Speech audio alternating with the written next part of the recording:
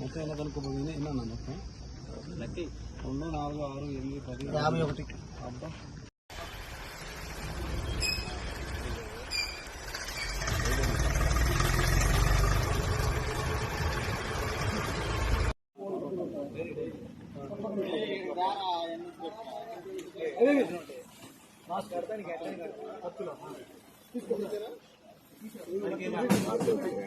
పల్నాడులో కొన్ని ఇన్సిడెంట్స్ జరిగిన తర్వాత ఈరోజు ఉదయం మాచవరం మండలంలోని పిన్నెల్లి గ్రామంలో అక్కడ కొంచెం టెన్స్ పరిస్థితులు ఉన్నాయి, అక్కడ ఏదైనా వెరిఫై చేస్తే బాగుంటుందని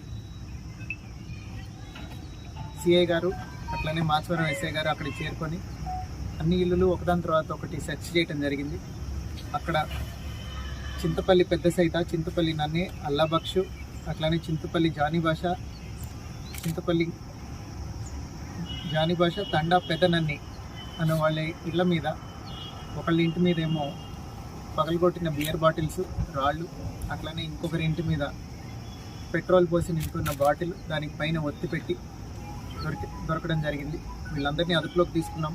వీళ్ళతో పాటుగా ఎవరున్నారో ఇవన్నీ అరేంజ్ చేయడానికి వాళ్ళని కూడా అదుపులోకి తీసుకుంటున్నాము. అట్లనే ఇవన్నీ ఈ పెట్రోల్ పోసి తయారు చేస్తున్న వాళ్ళు ఎవరున్నారో వాళ్ళని కూడా వెంటనే అరెస్ట్ చేయడం జరుగుతుంది.